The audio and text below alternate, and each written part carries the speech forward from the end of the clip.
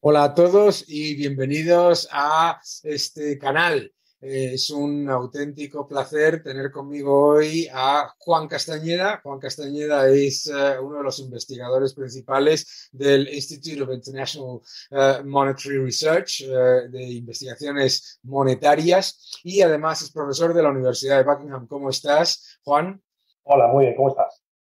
Es un auténtico placer porque además es importante hablar, yo creo que en este momento vamos a hablar sobre inflación, ¿no? Y vamos a hablar sobre las causas monetarias de la inflación, porque como siempre ocurre con los procesos inflacionarios, nos están repitiendo constantemente que nadie había imaginado que iba a haber un aumento de la inflación como esta.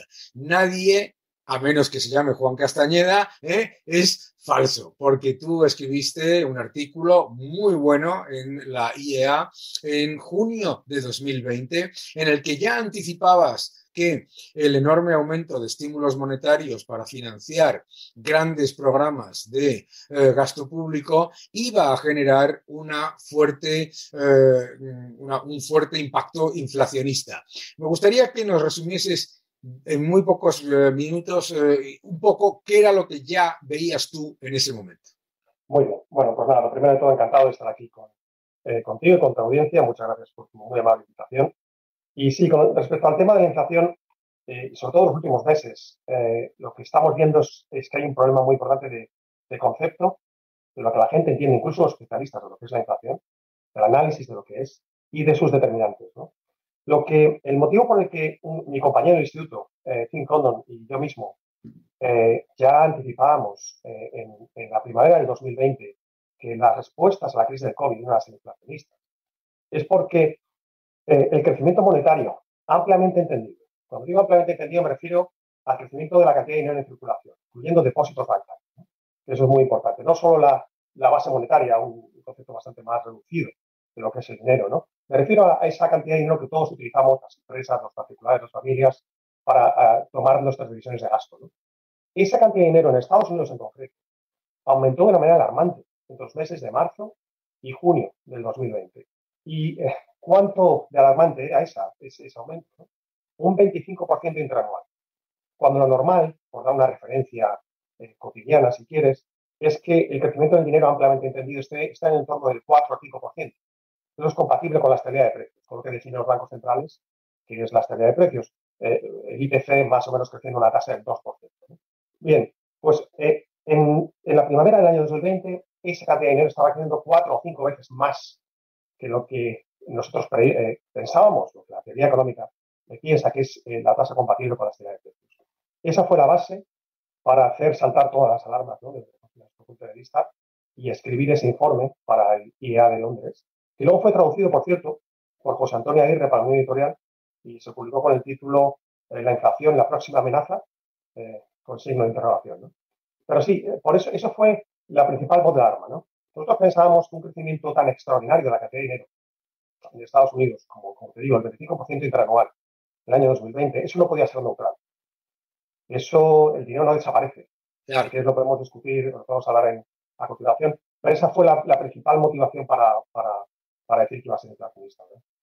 Y yo creo que es además clave lo que tú estás comentando, porque en todo este análisis sobre si hay efectos monetarios o no de la inflación, la parte más estatista, la parte más defensora de la represión financiera, primero siempre compara la inflación en crecimiento interanual y no acumulada. Y desde luego nunca utiliza lo que tú acabas de decir, la cantidad total de dinero, lo que es M3, sino que utiliza un concepto mucho más restringido. Además, por supuesto, claro, es que tú has dicho la parte clave. Es que nos decían antes, no, es que no hay inflación, ¿no? Lo primero, claro que había inflación, había una enorme inflación en activos financieros, bonos, precios de las casas, etcétera, pero además lo que ocurrió en el año 2020 es que aumenta masivamente la cantidad de dinero en circulación en un periodo en el que la economía está cerrada y además muy por encima de la demanda de dinero, porque eso es lo que genera ese efecto inflacionista, ¿no? Y a mí me gustaría que avanzaras también el efecto por qué en muchas veces en el debate se pierde la idea se piensa, bueno, claro, se ha aumentado la masa monetaria, pero el efecto en la inflación no es 1 a 1 y en cada minuto, sino que tiene un decalaje, ¿no? ¿Podrías explicar esto un poco? Sí, es una cuestión fundamental para poder entender las previsiones de inflación que hicimos en el 2020 y por qué decíamos entonces que los efectos no serían inmediatos. Tardarían alrededor de entre 18 y 24 meses, que es algo que ya dijo Milton Friedman en su análisis de la inflación en Estados Unidos en los años 60 y 70, ¿no? Efectivamente, hay un retardo en la transmisión de lo que se llaman los impulsos monetarios, ¿no? Una vez que, en este caso, la Reserva Federal de Estados Unidos, y pongo la Reserva Federal de Estados Unidos como ejemplo, porque es donde el mayor daño monetario se ha hecho, el mayor exceso monetario y daño inflacionista se ha hecho. Una vez que permiten ese aumento de la cantidad de dinero ampliamente entendido, de hasta un 25%, luego eso genera un aumento de liquidez, de dinero en las carteras de las familias, incluso de las empresas financieras y de las no financieras, ¿no? Y como tú decías, nosotros no queremos tener un exceso de dinero en el bolsillo, queremos tener el dinero que utilizamos para nuestras compras cotidianas, ¿no? Lo mismo hace una empresa, ¿no? A lo mejor un poco más en tiempos de elevada incertidumbre, pero poco más. Por eso se vio en los meses del 2000, los últimos 3 trimestres del año 2020, con una acumulación de dinero excesiva, una demanda extraordinaria de dinero, por motivo de precaución, si quieres, ¿no? Por la incertidumbre que rodeaba la pandemia. Entonces, ¿no? Pero eso no va a ser eterno. La gente vuelve a sus pautas de demanda de dinero, de consumo, de inversión, en algún determinado momento. Por eso lo que decíamos es, por un lado se está creando una cantidad extraordinaria de dinero. Por otro lado, la demanda de dinero volverá a sus pautas anteriores a la crisis en algún momento, ¿no? ¿Cuánto puede tardar eso? Como te digo, entre 3, 4, 5, 6 trimestres. ¿Te está gustando este episodio? Hazte fan desde el botón Apoyar del podcast de Nivos. Elige tu aportación y podrás escuchar este y el resto de sus episodios extra. Además, ayudarás a su productor a seguir creando contenido con la misma pasión y dedicación.